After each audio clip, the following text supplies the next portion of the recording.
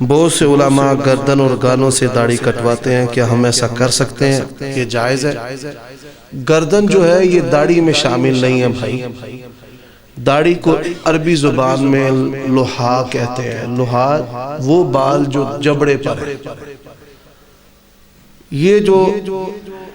یہ اوپر والا جو حصہ ہے اس کو بیڑ کہتے ہیں پنجابی زبان میں۔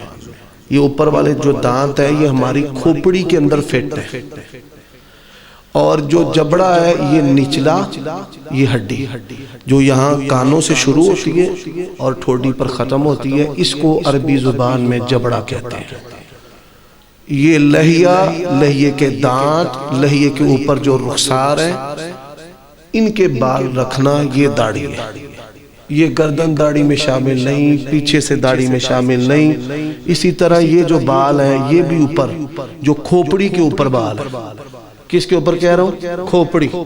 یہ کھوپڑی سمجھ لو، یہ جو کھوپڑی کے اوپر بال ہے یہ بھی داڑھی میں شامل نہیں۔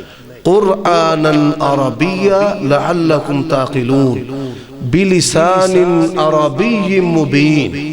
یہ عربی شریعت ہے اور ہر لفظ کا عربی کے اندر معنی اور صحابہ کرام نے اس کا مطلب اور معنی اپنے عمل سے بھی بیان کیا ہے۔